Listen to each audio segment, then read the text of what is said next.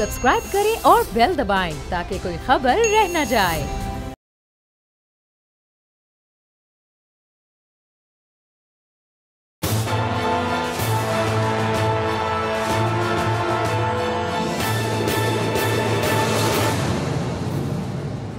अस्सलामुअलैकुम, प्रोग्राम तज्जिया, मैं हूं अलीना इलियास और आज के इस प्रोग्राम में हमेशा की तरह मेरे साथ मौजूद हैं टेलीफोन लाइन पर समी इब्राहिम साहब। स्टूडियो में मेरे साथ मौजूद हैं सिद्दीक जान साहब जो कि हमारे सीनियर रिपोर्टर हैं, सुप्रीम कोर्ट की बीट को कवर करते हैं और एनालिस्ट भी हैं। इसके साथ साथ हमारे साथ मौजूद हैं सिद्दीक साजिद साहब, वो भी हमारे सीनियर रिपोर्टर हैं। बड़ी गहरी नजर होती है उनकी नून लीग की सियासत पर। आज की जो सबसे बड़ी स्टोरी जो सामने आ रही है, जिसकी जो अभी भी डेवलपिंग स्टोरी है, वो है JKT के हवाले से। कहा यह जा रहा था सुबह तक कि JKT साहब को, जहांगीर तरीन साहब को जो है वो क्लीन चिट दे दी गई है, लेकिन अभी कुछ देर पहले बैरिस्टर अली जफर साहब का यह कहना है कि अभी तक तो उन्होंने रिपोर्ट ही सबमिट नहीं कराई। कुछ पॉइंट्स जो है रिपोर्ट के वो उन्होंने जरूर शेयर किए हैं वज़ीर-ए-आज़म इमरान खान साहब से, लेकिन अभी तो रिपोर्ट गई नहीं है, तो उस पर कयास आराइयां क्यों शुरू कर दी है। ऊपर से दूसरी तरफ से राजा रियाज साहब को मैं सुन रही थी, अभी वो इंटरव्यू दे रहे थे एक चैनल को, तो उनका ये कहना था मुझसे हेल्प ले लें। ये जो मैं आपको बात कर रहा हूँ कि जहांगीर तरीन साहब को क्लीन चिट दे दी गई है, ये कल एक मीटिंग हुई है जिसमें जहांगीर तरीन साहब भी शामिल थे, शहजाद अकबर साहब भी शामिल थे और वज़ीर-ए-आज़म पाकिस्तान भी शामिल थे, और वहां पर यह बात हुई है कि जी ये जहांगीर तरीन साहब पर तो कोई शुगर का केस ही नहीं बनता। आज के इस प्रोग्राम में हम ये डिस्कस करेंगे और इसके साथ साथ टेलीफोनिक राब्ता हुआ है शहबाज शरीफ साहब का और नवाज शरीफ साहब का, उस पर भी बात करेंगे, और पाकिस्तान की अफगानिस्तान को लेकर क्या पॉलिसी है इस पर भी नजर डालेंगे। सबसे पहले समी साहब मैं आपकी तरफ आऊंगी, मुझे ये बताइएगा कि आप JKT के ऊपर पहले बात करना चाहेंगे या अफगानिस्तान की पॉलिसी के हवाले से। सर देखिए, दोनों बड़े अहम इशू हैं। JKT का जो इशू है वो इंटरनल इशू है, और उसमें जो जैसे आपने कहा, जो जराए ये बता रहे हैं कि बैरिस्टर अली जफर साहब ने ये कहा है अपनी रिपोर्ट में कि अनफेयरली ट्रीट किया गया है जहांगीर तरीन साहब को, और वो जिस मीटिंग का हवाला में अटॉर्नी जनरल साहब भी शामिल थे, उसमें जनाब शहजाद अकबर भी थे वज़ीर-ए-आज़म के पास, और वहां पर बैरिस्टर अली जफर भी थे, और जो अली जफर साहब की जो तहकीकात हैं उनको उसमें डिस्कस किया गया, और उसमें सवाल भी किए गए शहजाद अकबर साहब से रिपोर्टेडली, ये जो बताया गया। लेकिन जो असल बात है कि जहांगीर खान तरीन साहब के हवाले से कि उनको ये कहा है बैरिस्टर अली जफर साहब ने अपनी रिपोर्ट में कि उनको अनफेयरली ट्रीट किया गया, और इस हवाले से राजा रियाज साहब जो हैं उन्होंने जो गुफ्तगू की, अगर आपके पास है वो गुफ्तगू अगर आप सुनवा दें, तो वो बिल्कुल उसमें वो खुल के ये बात कह रहे हैं कि जनाब उनके पास ये इत्तला है, JKT हैं, उनको इस हवाले में क्लीन चिट दे दी गई है। जी बिल्कुल, चलिए राजा रियाज साहब ने जो बात की है। जी समी साहब, अभी तो राजा रियाज साहब बात करें, लेकिन दूसरी जाने बैरिस्टर अली जफर साहब ने ये भी बड़े खुले अल्फाज में कह दिया कि ये जो रिपोर्ट है इसकी कोई कानूनी हैसियत नहीं है। नहीं, यही एक बड़ा सवाल होगा। देखिए, FIA ने तहकीकात की, उन्होंने एक पर्चा दर्ज किया, और बैरिस्टर अली जफर साहब को जो ये टास्क दिया प्राइम मिनिस्टर ने, इसकी कानूनी बेसिस क्या थी। और फिर पिछले 2 हफ्ते से हम ये बयानात सुन रहे हैं जिसमें मुख्तलिफ वज़रा मिल रहे हैं जाके जहांगीर तरीन साहब से, उनके साथियों से, और ये कहा जा रहा है कि बिल्कुल इंसाफ होगा, छोटे मोटे झगड़े हो जाते हैं, कोई ऐसी बात नहीं। तो कौन सा इदारा, कौन सा ऑफिसर आगे उसको कंटिन्यू करेगा। भले जहांगीर तरीन साहब के साथ अनफेयरली ट्रीट किया गया हो, लेकिन ये जिस तरीके से बैरिस्टर अली जफर साहब को ये टास्क दिया गया और जिस तरीके से जहांगीर तरीन को क्लीन चिट देने की कोशिश की गई, ये एक बड़ा सवालिया निशान है। ये तहरीक इंसाफ पर एक बहुत बड़ा स्टिग्मा होगा, और इसको अपोजिशन बिलीव करने के लिए तैयार नहीं होगी। आम आदमी भी इस बात को तस्लीम नहीं करेगा कि जहांगीर तरीन साहब इसमें नहीं मुलव्वस थे। जब ये एक इंक्वायरी जो है FIA की, एक इदारे की इंक्वायरी, एक इंडिविजुअल को, एक प्राइवेट पर्सन को लगाना कि आप वज़ीर-ए-आज़म साहब ने कहा कि मुझे रिपोर्ट दें, तो ये तो एक ऐसी चीज है जिसको कोई तस्लीम करने के लिए तैयार नहीं होगा। अगर एक इदारा तहकीकात कर रहा था तो उसी इदारे के जिम्मे ये काम दिया जाता। अगर उनकी हुकूमत को कोई तशवीश थी या हुकूमत उसको सही नहीं समझती थी, तो भी उसी इदारे की तरफ से ही इस हवाले से कार्रवाई होनी चाहिए थी।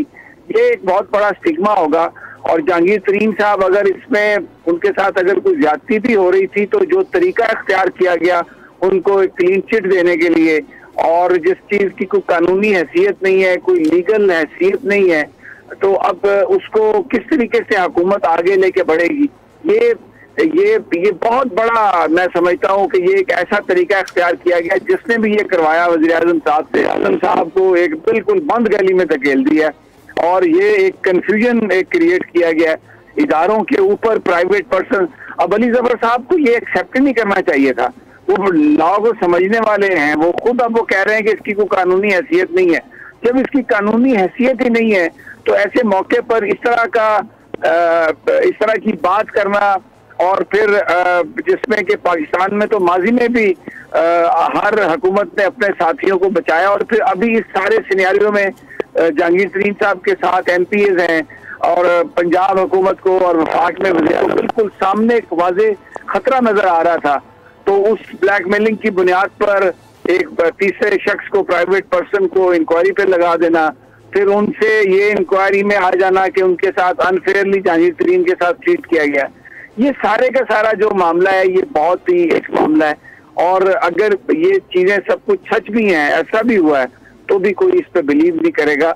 मेरा ख्याल है कि ये एक बहुत बड़ा, ये एक सुटकी है, एक बहुत बड़ा स्टिग्मा होगा अगर जहांगीर तरीन साहब इस सारी सूरत हाल में इस तरीके से अगर हुकूमत उनको बेल आउट करती है तो। अच्छा सही है। अभी बैरिस्टर अली ज़फ़र साहब जो है कुछ दिन पहले काशिफ वासी साहब के भी शो में थे, उन्होंने कहा था कि जो भी कुछ हुआ है, जो भी रिपोर्ट आई है, FIA की जो भी इंक्वायरी चल रही है, इसके ऊपर उसका कोई इम्पैक्ट नहीं होगा। लेकिन वो जो एक बात आप कर रहे हैं, जो अगर मैं सवाल करूं सिद्दीक जान आपसे, देखिए इसमें जो नजर आ रहा है वो ये नजर आ रहा है कानूनी हैसियत तो इसकी कोई नहीं है, लेकिन जहांगीर तरीन साहब ऑप्शन बनाना चाहते थे ना, वो प्रिवेल कर गया है। जैसे कि इस रिपोर्ट में ये कहा गया कि कोई खास सब्सटेंस नहीं है जहांगीर तरीन साहब के हवाले से जो भी किया गया है, तो वो जो अपना एक मौक़िफ़ लेकर आए थे वो कहीं ना कहीं जो है वो प्रिवेल कर रहा है। और जराए ये भी कहते हैं कि कल जो भी मीटिंग हुई है, इस मीटिंग में इमरान खान साहब ने जो बात की है, जिसको सपोर्ट किया, वो शहजाद अकबर साहब का जो उनकी स्टेट ऑफ माइंड है या जो जिस तरीके से चीजों को लेकर चल रहे हैं, वो शहजाद अकबर साहब को सपोर्ट कर रहे हैं। तो आने वाले दिनों में आप क्या देख रहे हैं? तो काफी मुझे अच्छी खासी बड़ी कशमकश लग रही है और लड़ाई भी लग रही है। देखिए, मैं परसों इसी प्रोग्राम में बैठ के ये बात कर चुका हूँ कि इस वक्त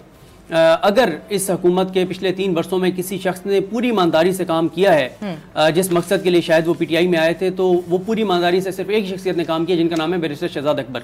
और वो जिस मकसद के लिए आए थे वो बड़े कामयाब हुए हैं उस मकसद में कि पहले जहांगीर तरीन को इमरान खान से अलग करवाया, फिर रिंग रोड के मामले पे जुल्फी बुखारी के साथ जो एक अंदरूनी एक मामला था, जुल्फी बुखारी ने एक इंक्वायरी प्राइम मिनिस्टर उनको दी और उसमें कुछ मामला सामने आए और उस वजह से फिर रिंग रोड के ऊपर पूरी एक हाइप बना के और जिस ब्यूरोक्रेट के कंधे पे उन्होंने हाथ रखा कि इसकी रिपोर्ट ये आप 3 रुकनी कमेटी बनती है, एक बंदे की रिपोर्ट जो है वो बाकी 2 पे भी हावी आ जाती है और उस रिपोर्ट को मान के और जुल्फी बुखारी को स्टेप डाउन करना पड़ता है।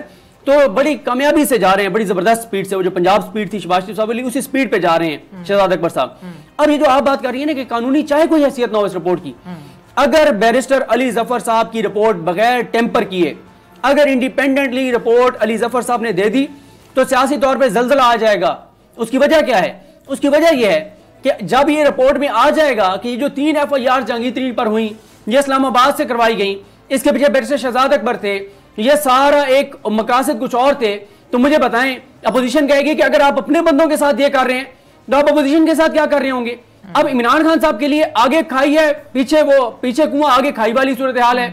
अगर वो अली ज़फ़र साहब की रिपोर्ट को मान लेते हैं और वो सामने आ जाती है तो पहली बात यह है कि जहांगीर तरीन कहेंगे कि जी मैं तो यही कह रहा था, साबित हो गया, फिर वो क्या शहजाद अकबर साहब को हटाएंगे। दूसरी बात यह कि अगर वो उसमें टेम्परिंग जो होगी और उसके मुताबिक रिपोर्ट आ जाती है तो फिर जहांगीर तरीन का ग्रुप तो बरकरार है, वो टफ टाइम तो दे रहे हैं। तो इसलिए प्राइम मिनिस्टर एक मुश्किल सूरत हाल में है और इस वक्त नहीं, मैं जो जराए कहते हैं वो ये कहते हैं प्राइम मिनिस्टर साहब जो है वो मुश्किल सूरत हाल में नहीं है। उसका रीजन ये है कि उन्होंने ये जो कल मीटिंग हुई है उसमें शहजाद अकबर साहब से सवाल किया था इस हवाले से, FIR के हवाले से, तो उन्होंने आगे से कहा ये जितनी भी FIR की गई हैं ये शुगर जो भी स्कैंडल है उसके हवाले से की गई है और मेरे पास इस हवाले से सारे सबूत हैं। और कहीं ना कहीं मैं दोबारा बात आपसे ये कह रही हूँ कि जराए का ये कहना है कि इमरान खान साहब जो है वो शहजाद अकबर साहब जिस तरीके से चीजों को लेकर चल रहे हैं वो समझते हैं कि बिल्कुल ठीक लेकर चल रहे हैं। जी सिद्दीक साजिद साहब, आप इस पे क्या कमेंट करेंगे? अलीना, मेरे ख्याल में तो इमरान खान का जो इख्तिसाब का बयानिया था उसको दफन कर दिया इससे शहजाद अकबर ने। सिद्दीक जान की मैं तमाम बातों से इत्तेफाक करता हूँ जो तुमने शहजाद अकबर के हवाले से कही है। और जब आप गैर मुंतखब लोगों को लगाएंगे अहम मुद्दों के ऊपर तो फिर यही होगा कि पसंद नापसंद की बुनियाद के ऊपर ये सारी चीजें की जा रही हैं। और अभी अगर मैं तो एक सिंपल सवाल पूछ रहा हूँ जहांगीर तरीन वाले मामले पे कि अगर आप उसको क्लीन चिट देने जा रहे हैं या उसका एक माहौल बना रहे हैं, राजा रियाज के तरीके की बात निकलवाई गई, फिर कुछ लोगों के लिए चीजें निकलवाई गई, इब्तदाई रिपोर्ट दी गई, तो फिर जो बाकी शुगर स्कैंडल में मुलव्वस लोग हैं, खुसरो बख्तियार के भाई का नाम शामिल है, उनके अपना नाम शामिल है, बोनस लाई शामिल है, तो इसका मतलब है ये सारे के सारे इन सबको क्लीन चिट मिल गई, क्योंकि वही इल्जामात उनके ऊपर भी हैं जो जहांगीर तरीन के ऊपर हैं।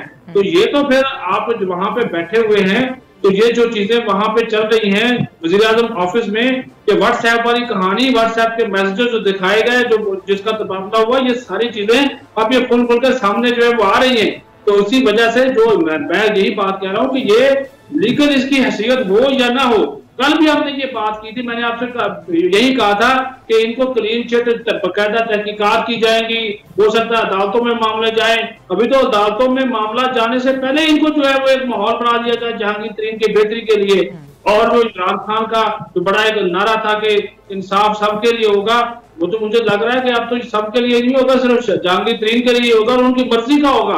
और इसमें वो जैसे भी उन्होंने प्रेशर ग्रुप बनाया, जो बंदे उन्होंने अपने साथ लगाए, उसमें वो काफी हद तक हमें कामयाब नजर आए।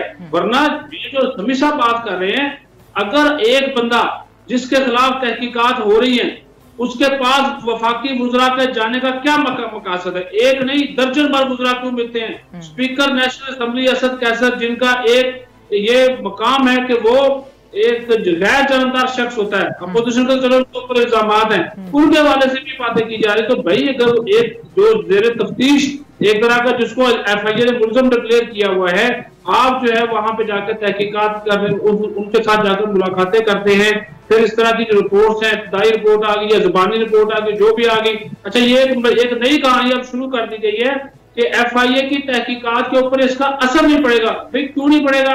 आपका तो काम था अली जफर साहब का कि शहजाद अकबर के हवाले से जो इल्जामात हैं, क्या वो इल्जामात दुरुस्त हैं कि नहीं, लेकिन उन्होंने जाकर ना सिर्फ जहांगीर तरीन के लोगों से मुलाकातें की, FIA की जो FIR थी वो भी सारी की सारी मंगवा ली। और अब हम क्या इसके ऊपर बात कर सकते हैं? ये तो इमरान खान साहब का जो अपना बयानिया है, मुझे तो उसका जो है वो बिल्कुल उसकी जो सियासी मौत है वो नजर आ रही है। जी समी साहब, एक तरफ सिद्दीक जान साहब का ये कहना है आगे कुआं पीछे खाई, और सिद्दीक साजिद साहब ये कह रहे हैं कि इमरान खान साहब का जो सियासी बयानिया है उसकी मौत नजर आ रही है। तो आपको क्या लगता है कि इस हवाले से इमरान खान साहब आगे चीजों को किस तरीके से लेकर चलेंगे?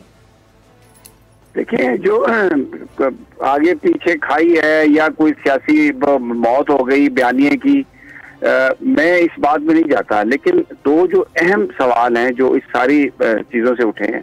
सबसे पहले तो बात यह है कि ये जो शुगर का जो इशू था, ये एक वाइट कॉलर क्राइम है और इसमें सब्सिडी दी गई, इसमें बहुत सारी चीजें दी गई। बैरिस्टर अली जफर साहब कोई इन्वेस्टिगेटिंग कोई ऑफिसर नहीं है, उनकी किसी चीज की तहकीकात करने की कोई कैपेबिलिटी नहीं है। ही सिंपली ए लॉयर जो बात को बयान कर सकते हैं अदालतों में, जो इन चीजों को समझते हैं। उन्होंने कोई बाकायदा एक तो ट्रेनिंग नहीं ली हुई व्हाइट कॉलर क्राइम को इन्वेस्टिगेट करने के लिए, नंबर 1।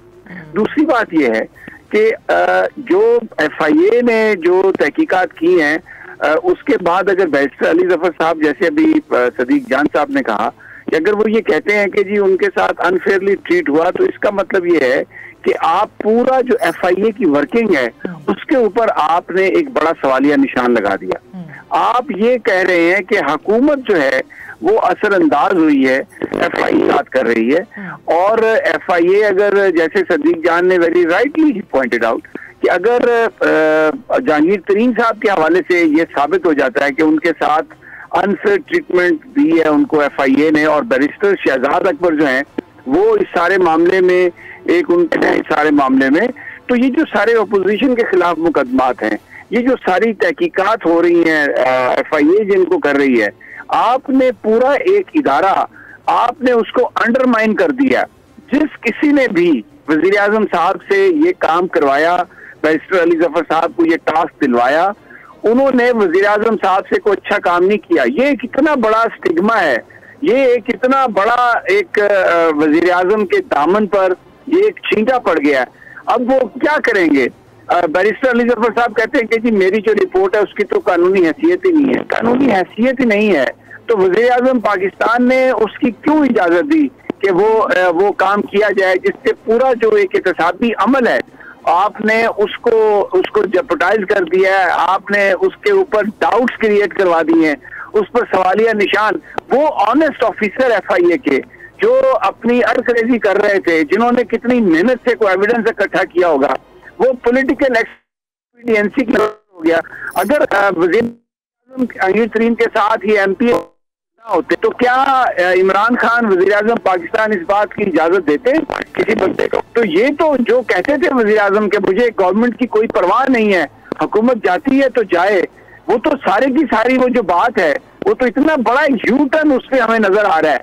हाँ, अब अगर वजीर आजम अली जफर साहब को डिसमिस करते हैं और उनकी जो रिपोर्ट है उसको बिल्कुल तस्लीम नहीं करते और ये कहते हैं कि मुझे बिल्कुल यकीन है FIA पे and I don't buy that, ये मैंने अपने लिए कुछ करवाया था, तो उसकी कुछ और डायमेंशन बनती है। लेकिन आपने राजा रियाज को सुना, वो शुक्रिया अदा करें, ये तो ऐसा लग रहा है कि अली जफर को अपॉइंट इसलिए किया गया था कि वो एक ऐसी रिपोर्ट बनाए जिससे जहांगीर तरीन साहब की जान छूट जाए और जो JKT के साथ जो नाराजगी है वो खत्म हो जाए और उसके बाद PTI की गवर्नमेंट को नंबर गेम में कोई प्रॉब्लम ना हो। ये तो सारे का सारा मामला सियासी लग रहा है और अगर सियासी मामलात के लिए आपने पाकिस्तान के कौमी इदारों को यूज किया है तो फिर ऑपोजिशन का वो तो सच साबित हो जाएगा। आपने तो बिल्कुल वो काम कर दिया जो ऐसे जो आप जिससे किसी ने आपसे ये काम करवाया वो आपका दोस्त नहीं, आपका दुश्मन है। आप अपनी सफों में पहचाने, ये तो किसी ने वजीर आजम की, मैं समझता हूँ, पीठ में छुरा घोंपा है उनसे ये काम करवा के। ये तो एक ऐसा काम हो गया, मुझे नहीं पता ये इससे कैसे बाहर निकलेंगे, but it is very very disappointing whatever is happening. जी सदीक जान, आप इसके ऊपर क्या कहेंगे? क्योंकि राजा रियाज साहब तो यही बोल रहे हैं, उन्होंने कहा है कि जी इमरान खान साहब हमारे लीडर हैं लेकिन ये प्रेशर ग्रुप जो है वो 2023 तक रहेगा। जो समी साहब ने बात की है कि ये काम आखिर किसने करवाया होगा, क्योंकि जो खान साहब बात करते हैं एहतसाब की, राजा रियाज साहब को मैंने सुना और जितने भी उनके जो हम ख्याल ग्रुप हैं तहरीन का, वो यही बोलते हैं ये एहतसाब नहीं इंतकाम है और ये वही बात करते हैं जो अपोजिशन की बात है। तो आसानी तो मसलन अगर आप देखें अपोजिशन से जो काम नहीं हो सका, जिस बयानिए को वो तोड़ना चाहते थे इमरान खान साहब के, वो तो जहांगीर तरीन साहब ने ग्रुप ने कर दिया और इस रिपोर्ट के बाद वो चीज़ साबित भी हो गई, जिसकी तरफ मेरे ख्याल में इशारा समी साहब कर रहे हैं। देखिए, राजा रियाज ने तो आज बात की, हम तो परसों के प्रोग्राम में बात कर चुके हैं कि मामला ये था कि अली जफर साहब के तहरीक इंसाफ के लोगों का ये था कि जहांगीर तरीन, क्योंकि ग्रुपिंग तो है तहरीक इंसाफ में, अंदरूनी लड़ाइयाँ तो हैं। अब अंदरूनी लड़ाइयों की वजह से जहांगीर तरीन साहब का मौक़िफ़ ये था कि मेरे खिलाफ शहजाद अकबर ये सारा कुछ करा रहे हैं। प्राइम मिनिस्टर ने कहा अली जफर साहब को कि आप ये मामला देखकर बताएं। मैं परसों के प्रोग्राम में ये बात कर चुका हूं कि जरा ये बताते हैं कि अली जफर साहब ने जो रिपोर्ट तैयार की है उसमें तो क्लीन चिट है जहांगीर साहब को, जो बात रियाज ने की। लिस्ट के ऊपर बैठे हैं अब शहजाद अकबर साहब, शहजाद अकबर साहब उस रिपोर्ट को देख, अगर वो रिपोर्ट आती है तो क्या, मैं तो कह चुका हूं सियासी ज़ल्ज़ला आ जाएगा, ये बात साबित हो जाएगी कि शहजाद अकबर क्या खेल खेल रहे हैं यहां बैठ के।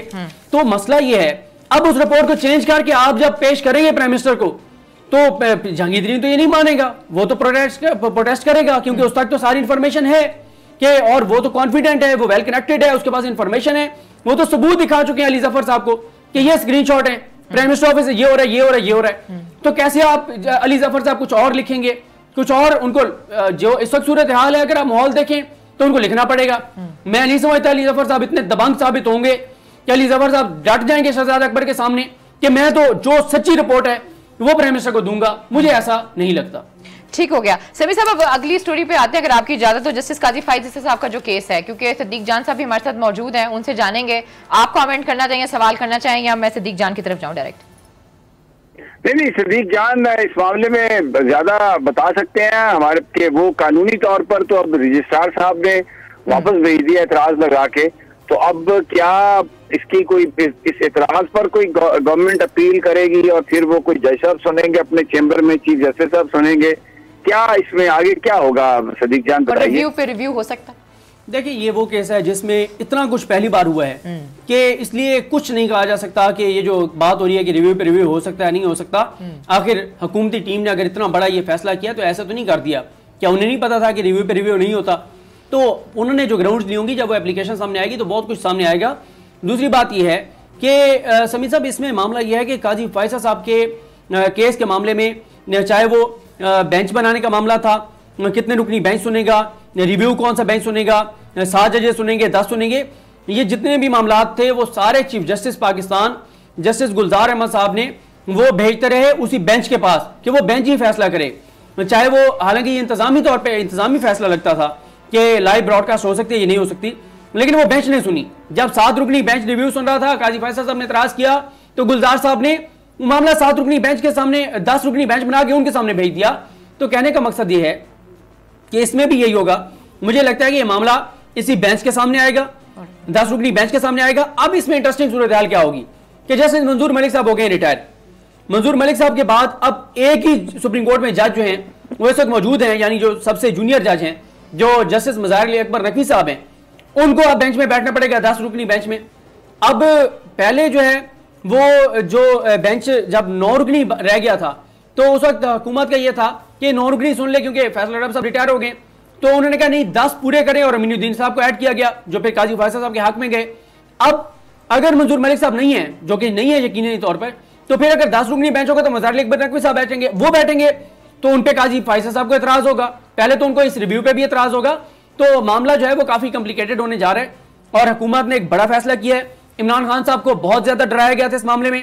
इमरान खान साहब को ये कहा गया कि आप शुक्र अदा करें कि आपकी हुकूमत बच गई है, अगर आप फिर कोई एप्लीकेशन डालते हैं आपका टकराव हो सकता है, आपकी हुकूमत जा सकती है सारे मामले में।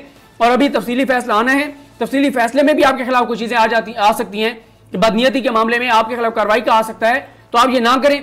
लेकिन इमरान खान साहब ने ये बातें नहीं मानी और आज ये बड़ा फैसला किया जो रिव्यू पे रिव्यू डाला गया है। अब वजारत कानून कल या परसों एतराज़ात दूर करके दोबारा एप्लीकेशन जमा कराएगी और अगर उस पर एतराज दोबारा रखेंगे रजिस्ट्रार साहब तो हुकूमत ये कह सकती है कि आप इस एतराज के साथ ही हमारी ये दरखास्त जो है वो फिक्स कर दें उसी 10 रुकनी बेंच के सामने, 9 रुकनी बेंच के सामने, हम वहां पे दलाल देंगे।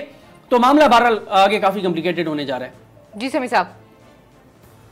जी बिल्कुल यही है, क्योंकि अगर हम देखें बहुत कुछ हो रहा है इसमें। बहुत सारे जो सोशल मीडिया पर बहुत सारे ट्वीट्स आ गए हैं, लोग इस पर बड़ी डिस्कशन कर रहे हैं और लगता है कि जो कुछ भी आ रहा है उस पर there is method to this madness. और जस्टिस काजी फैसल साहब के हवाले से एक बिल्कुल लगता है ऐसा सोशल मीडिया पैटर्न के साथ उनके हामी और उनके मुखालिफिन जो हैं वो एक ठीक है समी साहब, प्रोग्राम में वक्त एक छोटी ब्रेक का, लेकिन सिद्दीक जान ने एक बात की, उन्होंने कहा तफसीली फैसला आ जाने देते तो उसके बाद अगर चीजों की पेशरफ्त की जाती तो ज्यादा बेहतर, वो टाइम निकल जाता, फिर टाइम अगर ना दायर करते तो फिर टाइम निकल जाता। ठीक है, अच्छा जी, प्रोग्राम में वक्त एक छोटी सी ब्रेक का, ब्रेक से वापस आते हैं, अगली स्टोरीज भी डिस्कस करते हैं। Stay with us.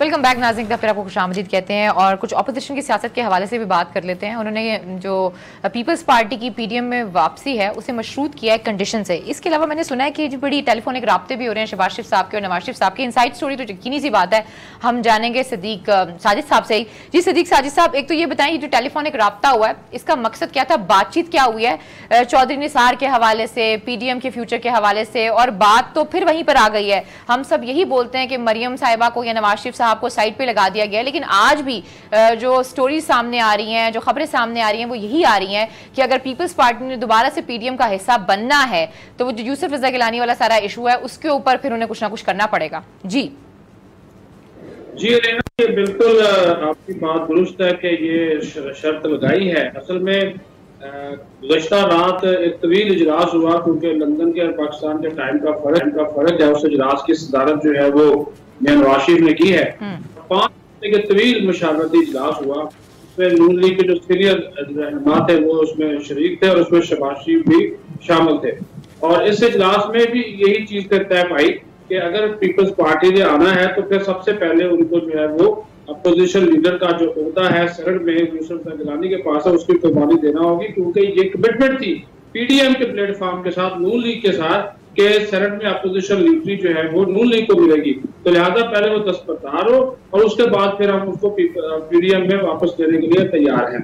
जबकि दूसरी तरफ जो शहबाज शरीफ का जो एक मौक़िफ़ था वो आपके सामने आप पहले ही बयान कर चुके हैं कि वो चाह रहे थे कि जो कुछ हो गया वो हो गया, अब हमें पीपल्स पार्टी और एमपी दोनों को जो है वो शामिल करना चाहिए। अब नवाज शरीफ जो है वो कायद हैं। फिर जो आपने टेलीफोनिक राब्ते की बात की, उसके ऊपर भी नवाज शरीफ ने शहबाज शरीफ से यही बात की है कि आप पार्टी के जो दीगर लोग हैं उनको एक तो साथ लेकर चले, और बाकी मौलाना फजल रहमान और पीडीएम में दीगर शामिल जमाते हैं, उन्होंने जो एक फैसला किया, आप उस फैसले के ऊपर जो है वो अपने आप को बरकरार रखें। इसी वजह से अब जो है वो शहबाज शरीफ ने उसके बाद दोबारा इस इशू पे कोई बात जो है वो नहीं की।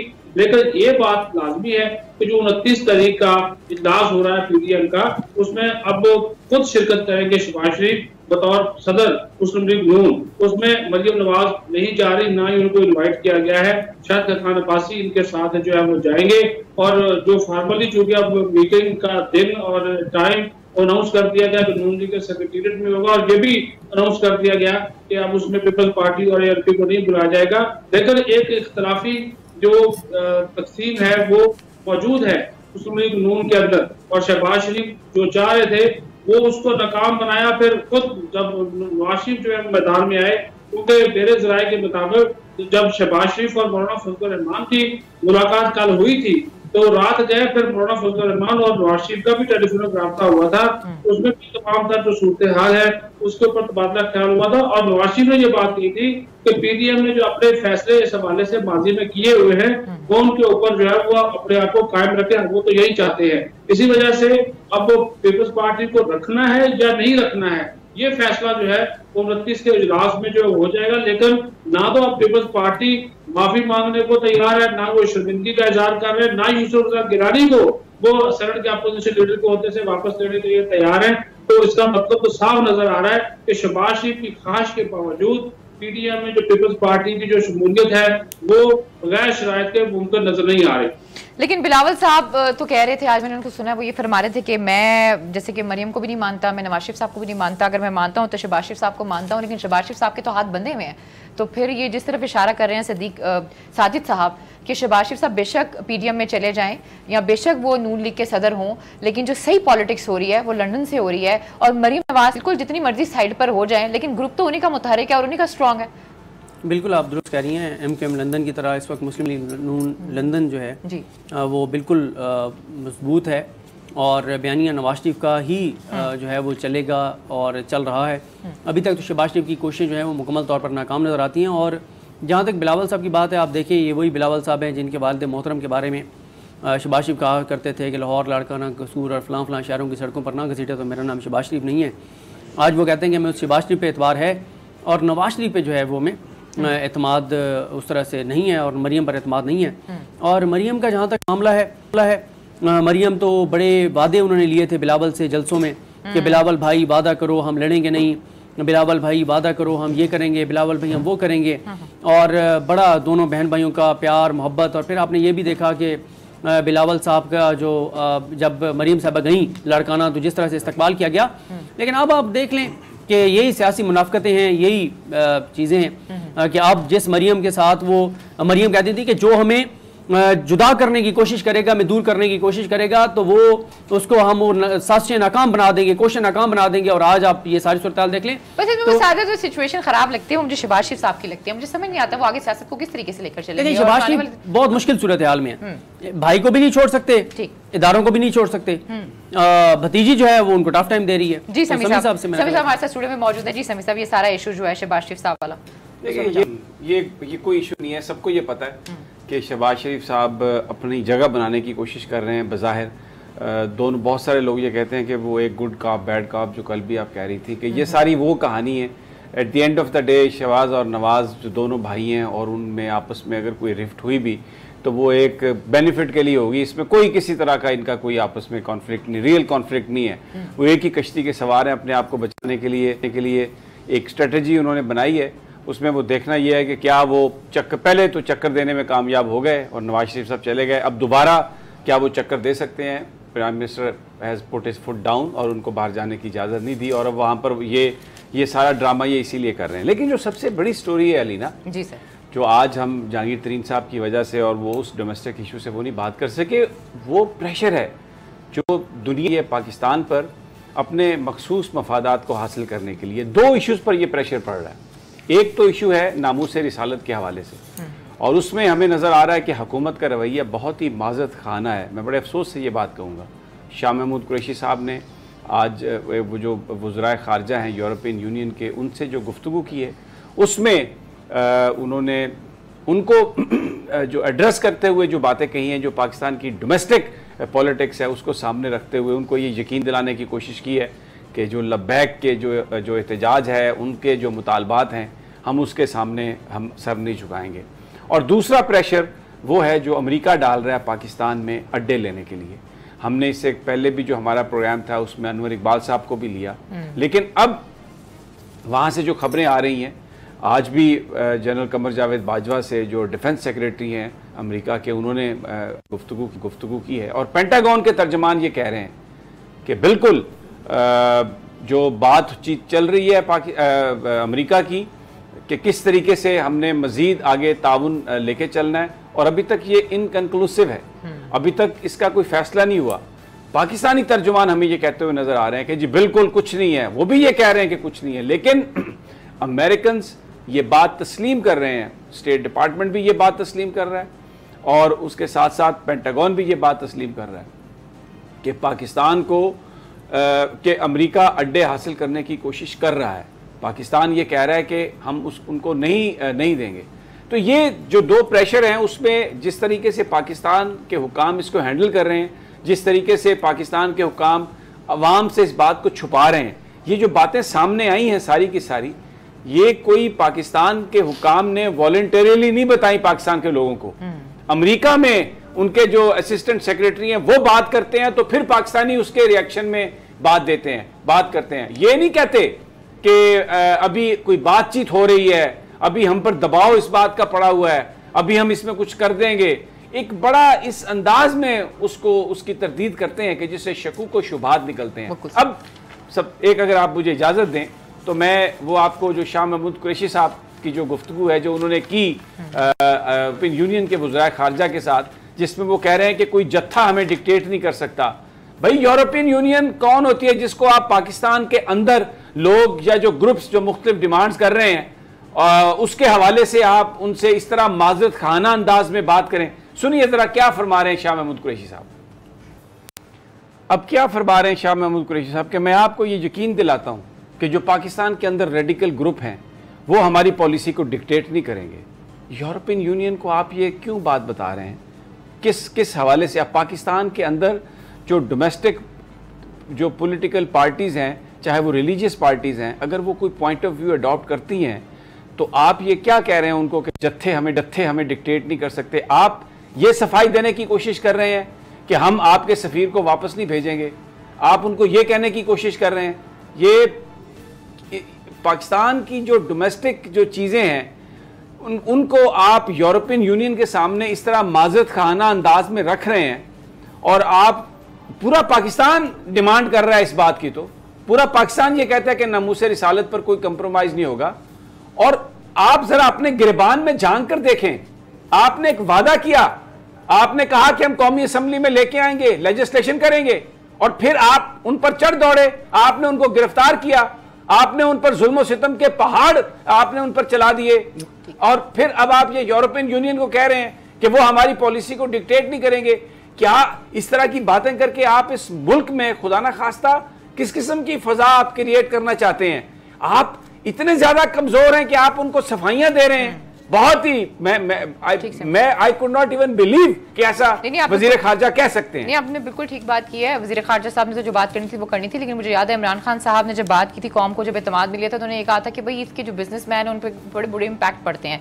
एक इकॉनमी होती है जिसको हमने चलाना होता है, और अगर हम कुछ इस तरह की हरकत करते हैं तो पाकिस्तान की इकॉनमी जो है वो एकदम क्रैश हो जाएगी, जिस तरह की उन्होंने बात की। प्रोग्राम में वक्त एक छोटी सी ब्रेक है, जब ब्रेक से वापस आते हैं तो मजीद बात करते हैं। Stay with us.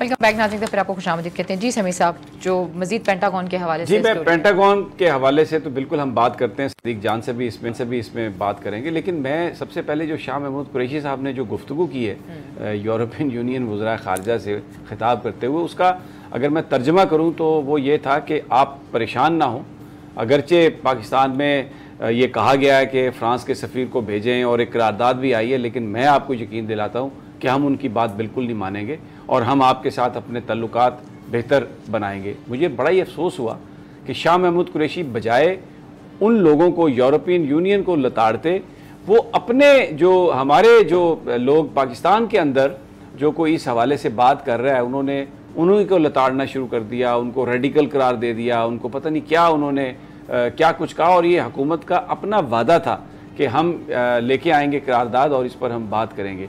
बहुत ही अफसोसनाक ये रवैया। और मुझे देखें, हम फ़लस्तीन की बात करते हैं तो फ़लस्तीन इसलिए पिट रहा है वहाँ पर कि ये जो अरब ममालिक में जो ये कठपुतली जो अमेरिका की हाथों में खेलने वाले हुक्मरान हैं, कभी उन्होंने इसराइल के ख़िलाफ़ वो स्टांस नहीं लिया जो उनको लेना चाहिए था। 80 लाख हैं वो इसराइल में रहने वाले यहूदी, 1.5 अरब मुसलमान हैं दुनिया में बसने वाले, आगे उनको लगाया हुआ। इसलिए नहीं कि कोई मुसलमान कमज़ोर हैं, उनमें किसी जज्बे की कमी है, कोई रिसोर्सेज की कमी है, कतई तौर पे ऐसा नहीं है। आप देख लें, तमाम इस्लामी ममालिक के पास सब कुछ है, हर तरह के एसेट्स हैं, हर तरह का असला है, लेकिन लड़ नहीं सकते इसलिए कि ऐसे हुक्मरान मुसल्लत कर दिए गए हैं और उनकी हुकूमतों को सस्टेन करने के लिए इस अंदाज में वो मदद करते हैं आके वेस्टर्न पार्ट्स के वो जो फ़लस्तीनी हैं वो बिल्कुल इमदाद से महरूम है। और ये सारी लड़ाई ट्विटर पर और बयानात पर लड़ी जाती है और फिर कहा जाता है कि वाह वाह वाह, क्या बयान दिया, क्या गुफ्तगू की और बस हक अदा कर दिया। और हम वो वहाँ पर जो जुल्म सितम है उस पर हम मुकम्मल तौर पर खामोश हैं। और यही यहाँ पर किया गया। मुझे तो ये लग रहा है कि पिछले 1 महीने में जो सब कुछ किया गया, जिसमें बड़े मनाजर दिखाए गए, आशिक रसूल होने के दावे किए गए, उनका सिर्फ एक मकसद था कि किसी तरीके से पाकिस्तान के अंदर ये जो डिमांड है कि फ्रांस का बाइकाट करें, उससे तवज्जो हटाई जा सके, उन लोगों को डिस्क्रेडिट किया जा सके और ख़ुद चैम्पियन बन के आप अपना एक लीड रोल अज्यूम करने की कोशिश करें। लेकिन याद रखें, ये नामूस रिसालत का मामला है, ये मेरे नबी की नामूस का मामला है जिसकी ज़िम्मेदारी मेरे अल्लाह ने उठाई है।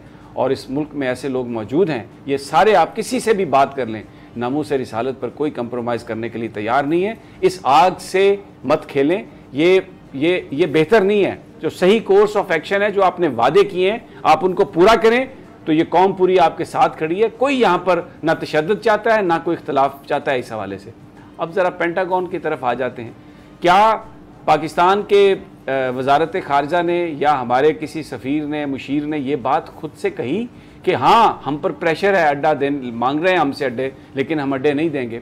बात तक नहीं की, जिक्र तक नहीं किया। और वहाँ से, अमेरिका से, वाशिंगटन से ये खबर आई कि जनाब अड्डे मांगे जा रहे हैं।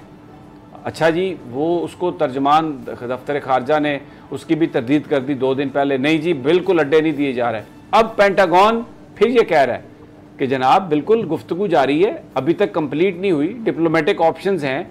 और आज फिर वो उनकी टेलीफोनिक कन्वर्सेशन हुई है ऑस्टिन लॉयड की, जो अमेरिका के वज़ीर दिफा हैं, सेक्रेटरी दिफा हैं।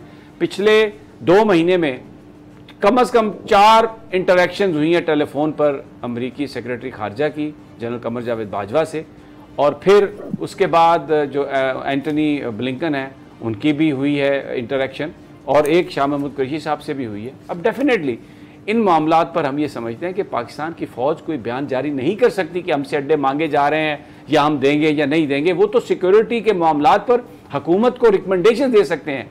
ये पॉलिटिकल गवर्नमेंट का काम था कि जो उन पर प्रेशर है या जिस तरीके से वो डील कर रहे हैं चीज़ों को, वो कम से कम कौम को इत्मीनान में तो लें। सदीक जान, कुछ बताएं तो सही। यहाँ पे बिल्कुल खामोशी है, सारी खबर वहां से आ रही है। जरा ये शॉर्ट सुन ले, एक किर्बी साहब का जो प्रेस सेक्रेटरी है, एडमिरल किर्बी, पेंटागन, उनकी गुफ्तगू सुन ले, फिर मैं सदीक जान आपसे इस पर कमेंट लेता हूँ। सदीक जान, ये अमेरिकन ये कह रहे हैं कि जी डिप्लोमेटिक टॉक्स हो रही हैं, प्रोसेस जारी है और अभी इनकन्क्लूसिव हैं, और जो रीड आउट है इसके अलावा हम कोई आपसे बात नहीं कर सकते। यानी वो इसको डिनाई नहीं कर रहे, वो ये जो दफ्तर खारजा हमारा जो कह रहा है कि अड्डे नहीं दिए, ये तो इस तरह से कह रहे हैं कि जैसे हमने इनकार कर दिया, तासुर ये दे रहे हैं। बट अमेरिकन सर सही हैं कि गुफ्तगू जारी है, और हमें इस बात का ये भी एक हमें इंटरेक्शंस की इत्तला है हमारे पास कि जनरल कमर जावेद बाजवा से आज भी जो सेक्रेटरी डिफेंस है उनकी बात हुई।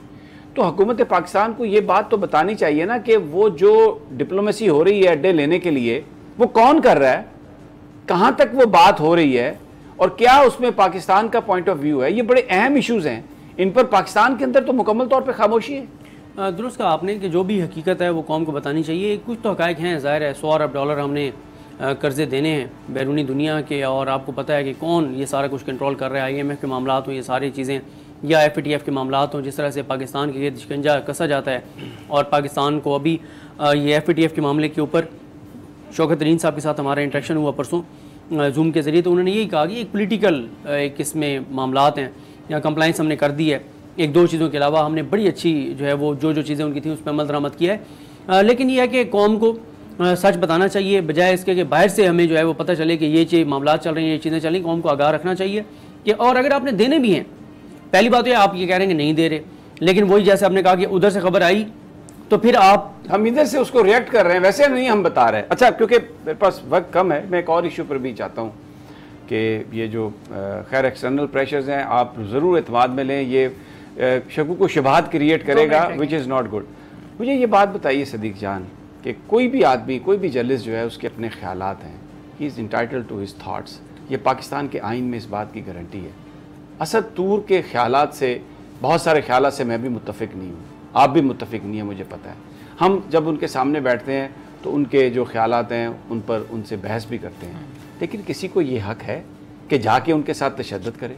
किसी को ये हक है कि उनके घर में घुस के उनके साथ ये करे?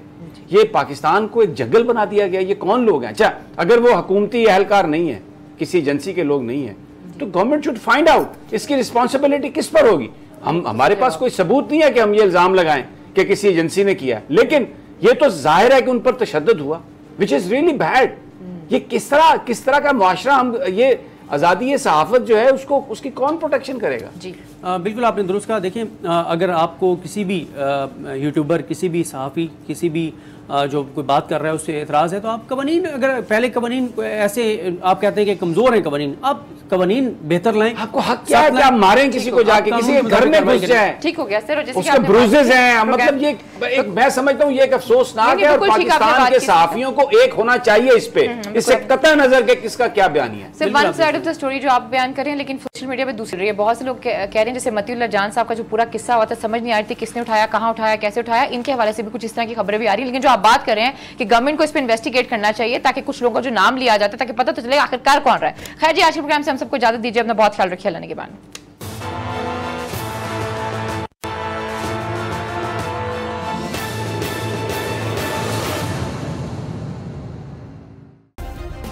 सब्सक्राइब करें और बेल दबाएं ताकि कोई खबर रह न जाए।